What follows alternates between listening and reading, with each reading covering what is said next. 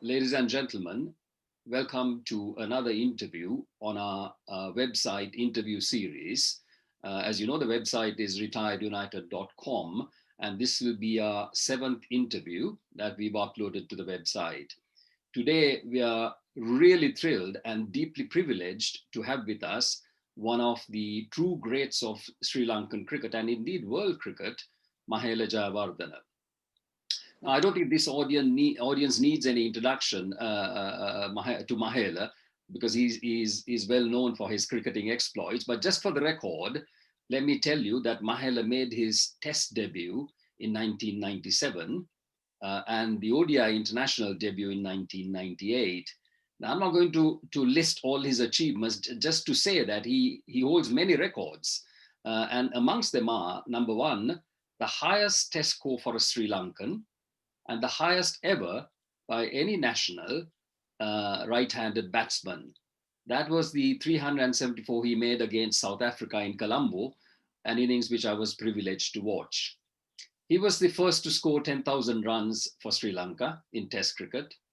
And he's also had the highest career partnership ever in Test cricket for the third wicket with Kumar Sangakkara.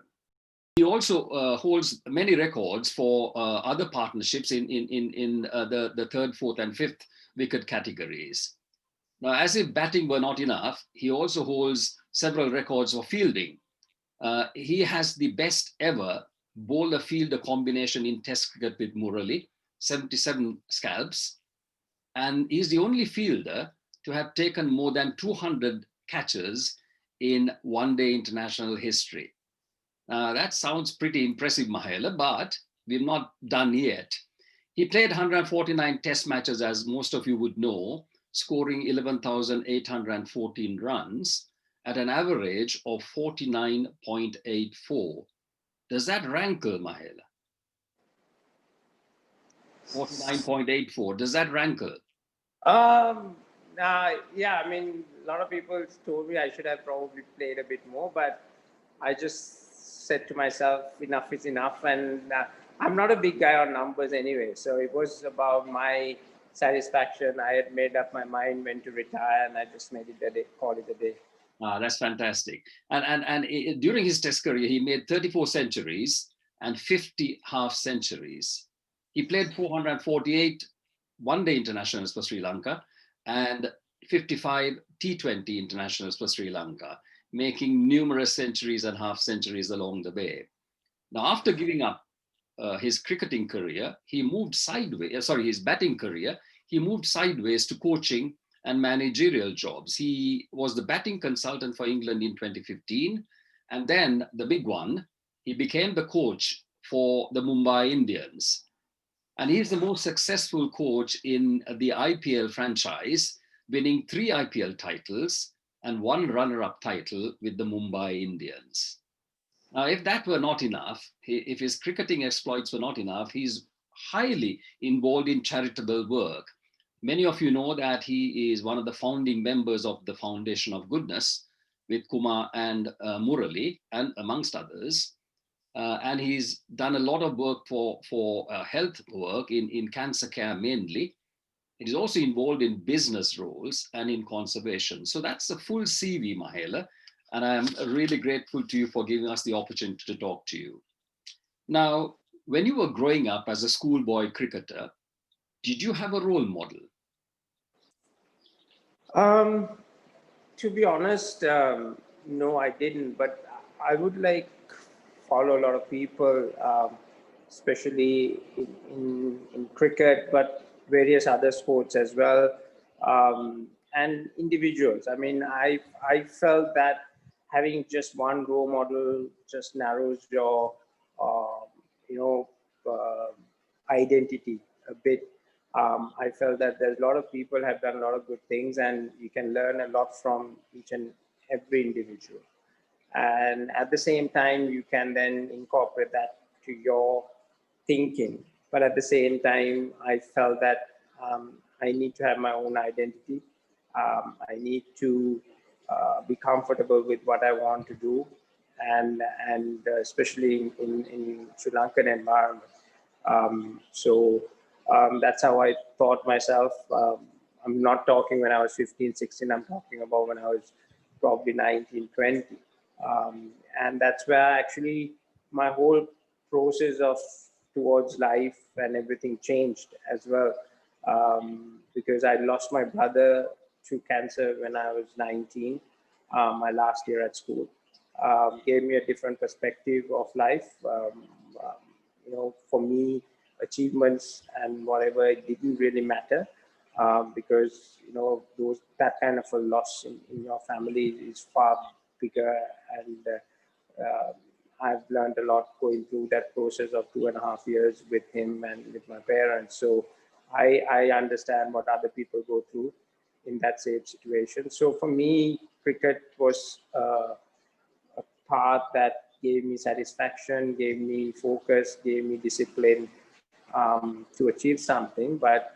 Um, but like I earlier said, the numbers, the achievements, and all that wasn't something that I, look forward to or wanted to try for, because I felt those things were immaterial, because my life lessons were much different to others. Well, that's a laudable answer. But there is also the other side of the coin, and that is that you are a role model to other people, and we can't deny that. Does being a role model, is that a big burden for you? Are you conscious of it? Yes, I am definitely conscious of it, but like I earlier said, like as long as I'm myself, and I'm uh, how do I put it? Um, Honestly, I believe that I'm doing the right thing. I always go and do those things. It doesn't matter the opinions that I get. Um, so sometimes, people might look at me in a different way, how I perceive myself in certain areas, but at the same time, I know my heart was in the right place. So yes, I am conscious that there's a younger generation who will look up to me and watch what I do and want to, achieve certain things. So yes, I have to be disciplined and make sure that I don't, do anything drastically wrong. But at the same time, I've realized that I have to enjoy my life. I have to be normal as possible, because that's something that I've always enjoyed, like, hanging out with my friends and family and doing simple things in life, and enjoying it. Because um, if you, I mean, people that know me in Sri Lanka, I'll go and do my grocery shopping. I'll go to the supermarket and walk on the streets and get my stuff done and all that. So I'm a very simple, a normal human being. So I don't want to go away from that. And so that's who I am, and that's who I will be going forward as well. So that's not going to change anything. But at the same time, I understand that there's a lot of people um, watching me, and I'm headlines some of the times of my opinions on social responsibilities and various other things. But I'm quite comfortable in that. Well, having observed you over the last 20 years or so, you have been an exemplary role model, I can tell you. Now, just getting on to cricket, um, some people say that you have a pure technique when you bat. You're a textbook cricketer. Uh, is that pure technique coached, or does it come naturally to you? No, I was coached. I think very well coached at a younger age. My first coach was Mr. Lionel Mendes, who was a very strict disciplinarian. Um, had a bit of a military background as well. So he was my first coach who taught me the basics of cricket. But then after that, at Nalanda, I had some amazing coaches. Leslie Narangola, Jayanta Senratna, Bandula Varnapur was our first test captain. He had a short stint at Nalanda at that time. So I had some really good coaches, but at the same time, they didn't change a lot, because I was a naturally uh, a stroke player. I used to be quite aggressive when I was playing at school. And when I made the transition to playing Test cricket, club cricket, and then the same year I played represented Sri Lanka. I realized that that flair that I had, I need to control it. So it took me about a year and a half to, you know, get few things sorted out with my technique, because school cricket and club cricket in Sri Lanka and international cricket, there's a huge um, difference. So those first 3 years in international cricket, I modeled my game a bit. It was more of discipline, of understanding my game plan, executing against certain opposition. But naturally, as a stroke player, I used to play a lot of shots. Yes, I had a solid defense, which was my foundation. And later on in my career, when T20 cricket came, actually I was able to go back to my school days and express myself the way I used to do, and actually helped me to, have three different, tempos to my game: Test cricket, One Day cricket, and T20 cricket, and managed to, be reasonably successful in all three. Right. Mahela, there must be many Mahelas, or a few Mahelas at least, in school cricket these days, and in the last 10, 15 years. Have you identified all of them, or have you missed some along the way? No, I think our school cricket system actually is pretty good. I don't see us missing any good talented cricketers. They all get through the system and they do get identified playing for Sri Lankan under 19s or development squads later on. Club cricket, where they sometimes do get lost is in our first class setup, because when they don't find the right clubs or the right coaches to guide them, their development gets stalled a little bit. I was a lucky one because I got a break to be with the national team when I was 20. So then I had a lot of foreign coaches who worked with us throughout my career with the national team. So I learned a lot. But some of these youngsters don't get that uh, break, and they are left in that first class structure, so their development gets slowed, and sometimes they tend to give up, and they don't evolve as how they should be. So that is something that we need to definitely address. Even school cricket, probably the standards have dropped a little bit, because of the amount of cricket that's been played, and the way it's been structured as well. So which we needed to have a look. But we're still getting a lot of talented kids. But where we and and then the other is that transition, like I explained to you, from school cricket to first class cricket, and then if you get selected for international cricket, you have to make certain changes, um, mentally, about your game, how you want to adapt. A classic example is Sangha, because Sangha had a very different technique when he came to the national team. He wasn't a very prolific run scorer in school cricket or in club cricket, but we saw the talent. He was called in 2000 to the national team. Took him about 3 4 years. He was hot and cold. He had some good times, but at the same time he had some bad times. So he wasn't consistent. He completely remodeled his technique, the way he's set up, the grip, all that.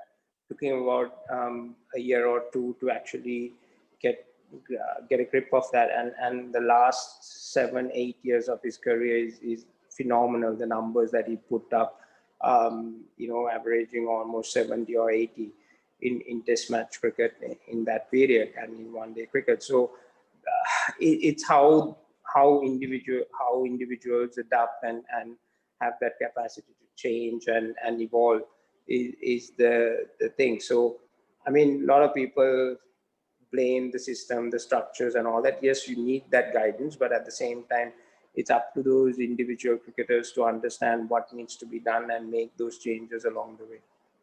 Okay, that's a very clear answer, Mahela. Now, I've seen you walk when you were out without waiting for the umpire to raise his finger. Did you always walk? Yeah, I mean, Even my school days, I used to do that. So it's something that I mean, in my days, I've had some bad decisions, but I guess that's part and parcel of the whole thing. But it just naturally happens. I know that I'm out, and I just don't feel like hanging around. So I have walked many times where the umpires also hadn't made they were not sure whether I was out or not, or whether they have actually said not out. But when I know that I'm out, I usually walk. But there was one or two instances where I just didn't feel that I was out and I haven't walked. But those are occasions when the wickets are turning and you're not sure whether you got a glove, pad, and all that, because the you get a very thin one. So, but then with referrals and all that, you, you're given out. So that's fine, because if I'm not sure, then I wouldn't walk. But if I'm sure, I would definitely walk. That's yeah. I've noticed that, and many people would have noticed that. You mentioned Sangha in the answer previous to the last answer, and your partnership with Kumar Sangakkar is a fabled one on the cricket field, in business, and in charity. How would you characterize this partnership with Kumar? Um, no, I think it is a very healthy partnership, because we became very good friends after we both were in the national team.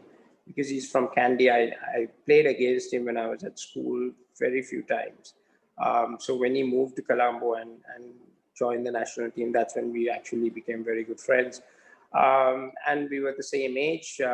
We have a 4 month, 5 month gap between us. And we think about the game quite similarly.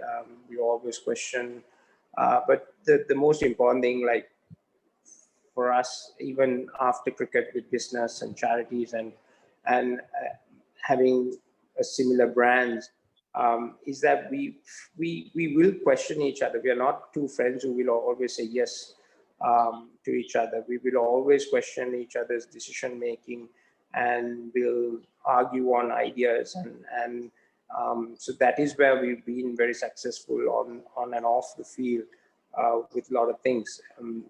Sometimes we agree to disagree on certain matters, but that's a very healthy friendship, healthy relationship that we both have. So I think that's the difference between sometimes normal friendships where it's a bit more feeble, where you tend to say yes to everything because he's your friend. But I think we are a bit different to that.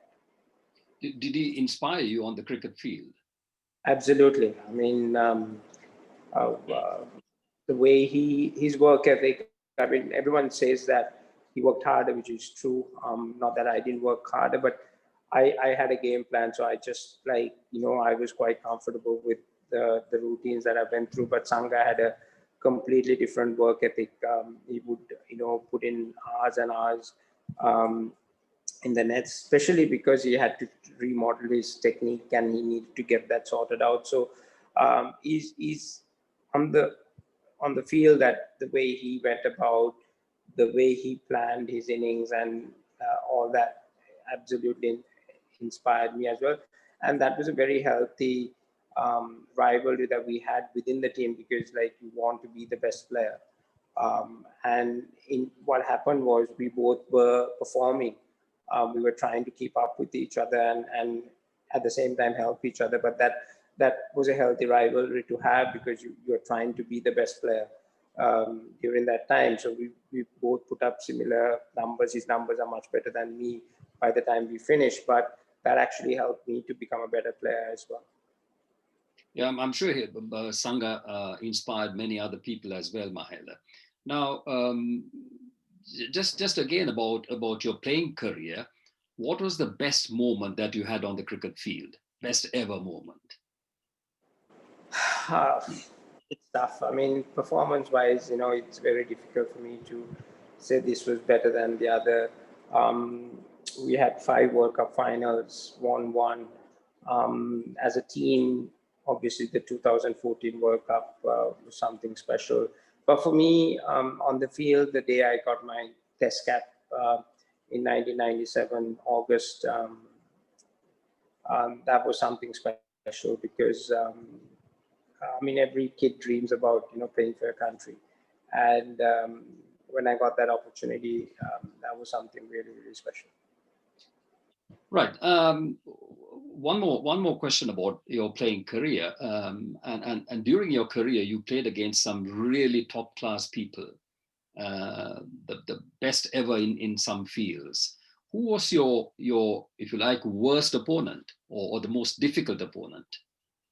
I think that era, I've always said that tough to compare, but the era that I played, I actually played in two eras where guys like Wasim Akram, Wakar Yunus, Glenn McGrath, who finished their careers as bowlers, who was fantastic players, Steve Waugh, Brian Lara, Sachin.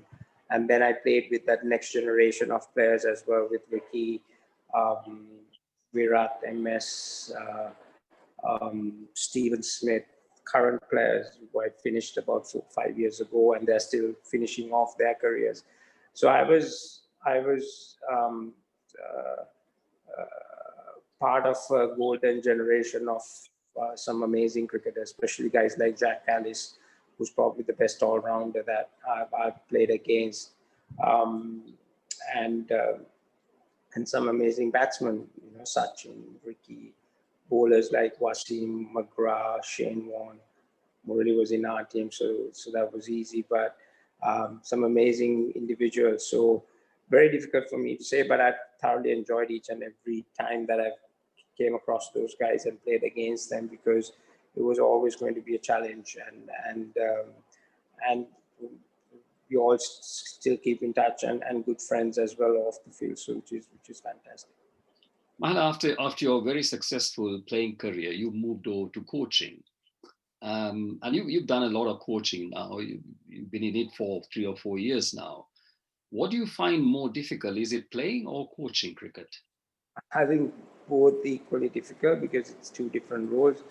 As a coach, I mean, I never planned to be a coach. It's something that it just fell on, and I thought, it's a challenge, and let me have a crack at it. So that's how I took over Mumbai Indians. And before that, I was just doing some consultancy work, just trying to give back to the game.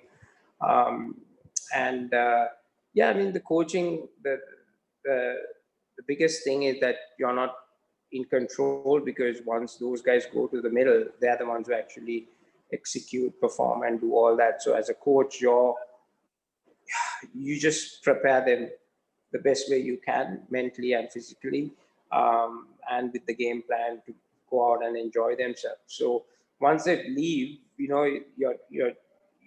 don't have any control of that situation. So you just have to sit back and enjoy it without sorry, without getting too stressed about it.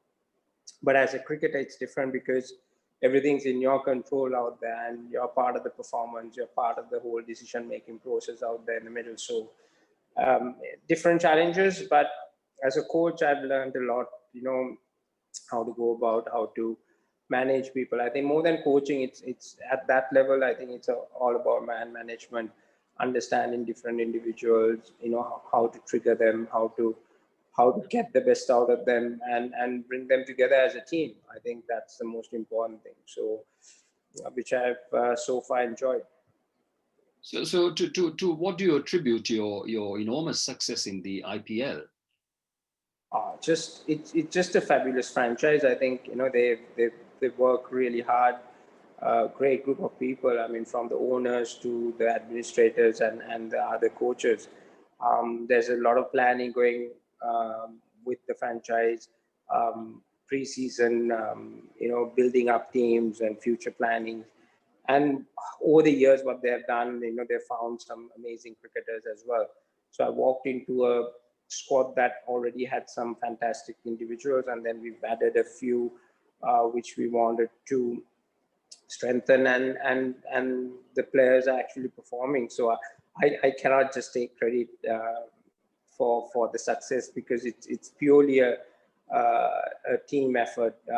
When I say team, I mean the franchise owners, the entire management, who has a proper structure in place. And yes, I'm part of a decision-making process in that structure, but it's not just me, but there are a few other people at the top who with alongside me makes all the decisions, and they've allowed me um, to do to do that also, and the rest of the guys who execute that as well. So and I'm thoroughly enjoying it. It's a fantastic environment to be in. Ladies and gentlemen, you recognize that that's a very modest answer from a very modest man who's achieved enormous things on the cricketing field. So having done this very successful stint of coaching in the IPL, Mahela, do you think Sri Lanka is next on the list? I don't know. I mean, I'm going to struggle to do full-time coaching. I mean, if you take the IPL, it's 2.5 months of the year. Gives me ample time to pursue my other ambitions. Business is something that I've really enjoyed.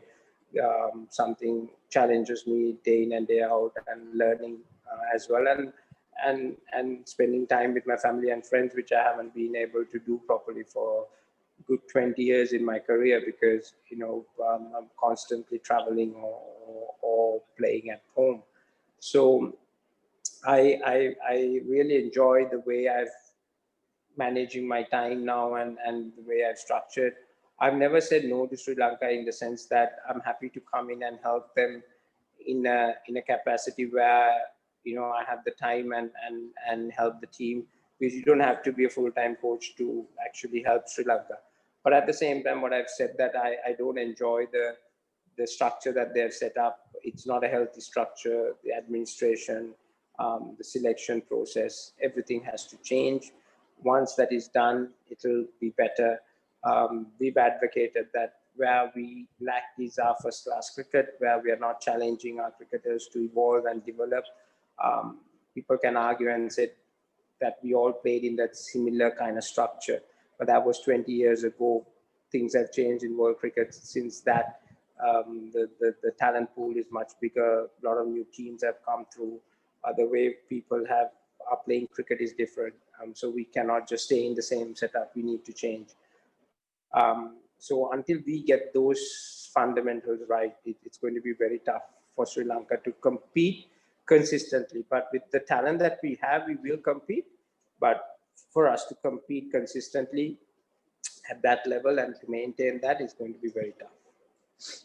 Thank you, Mahela. I think we covered most of what you've done in cricket up to now.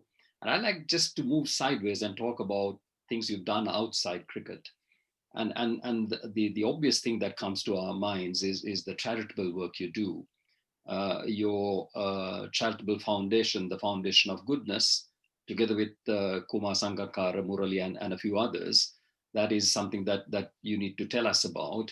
Your cancer hospital, your animal rights work, and I believe conservation as well. So I'd be very grateful to you if you just tell us something about, a little bit about what you do outside of cricket. So the Foundation of Goodness, it's just completed 20 years. That was last year. Started way before the tsunami, but helping kids in rural communities for education, and mainly women empowerment. That was how it all began. I joined that. I was contributing to the charity, but I wasn't a trustee. Later on, I became a trustee. Murali was the one who started the foundation with Mr. Kushal Gunasekara.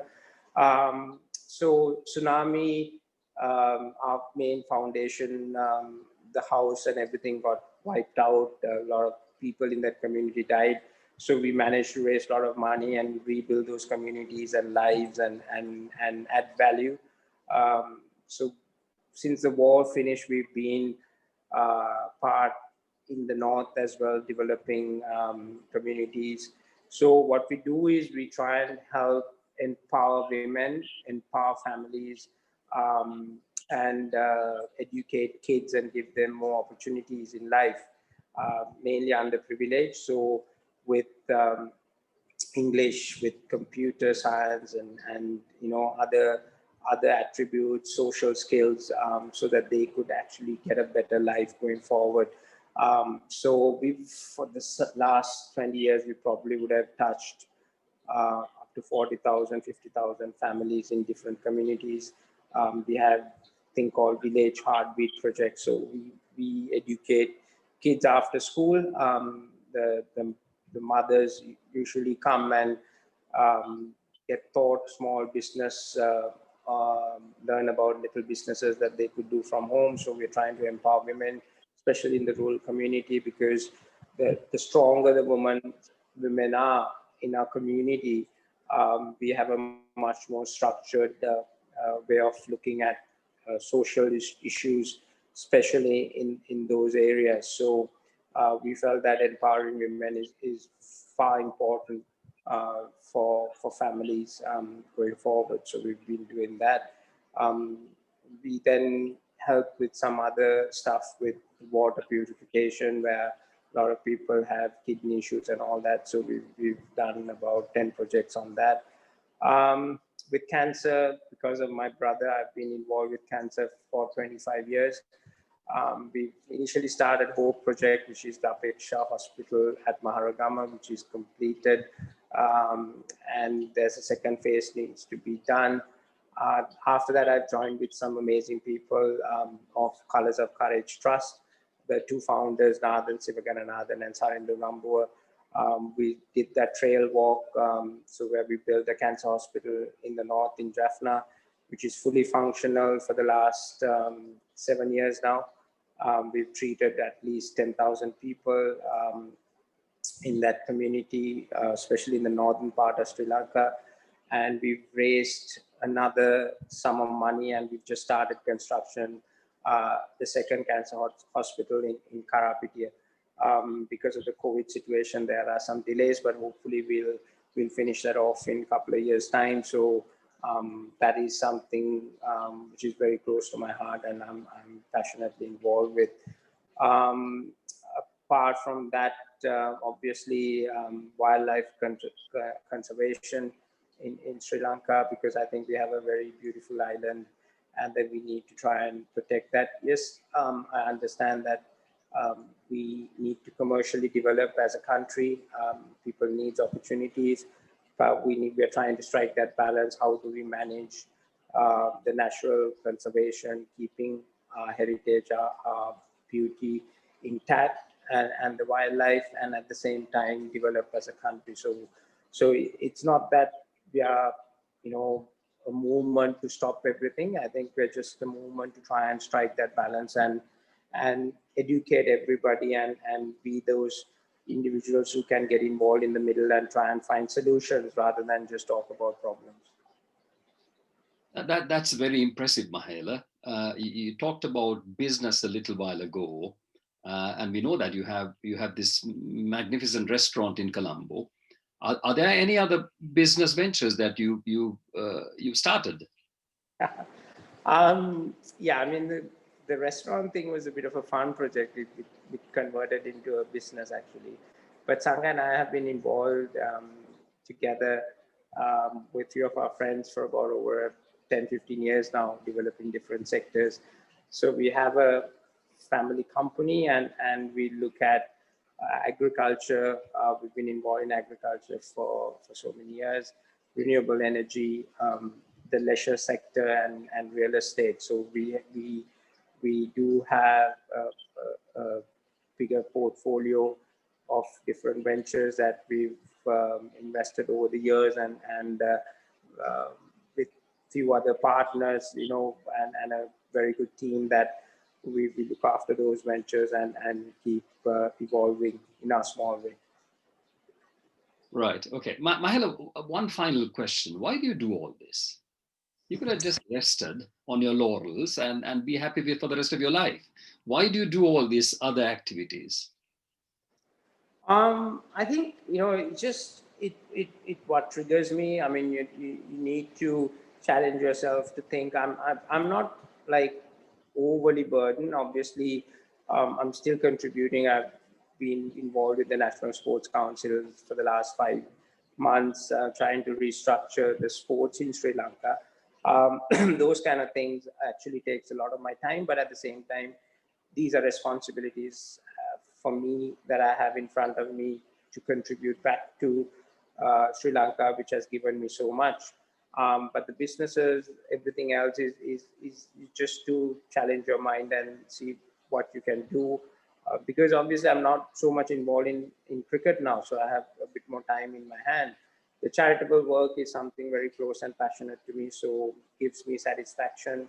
I still have time to play golf and hang out with my friends, play football, do all the fun stuff, and spend time with family. So I think as long as you can manage time and balance all that, it's always good to have a healthy life rather than just chilling and getting bored at home.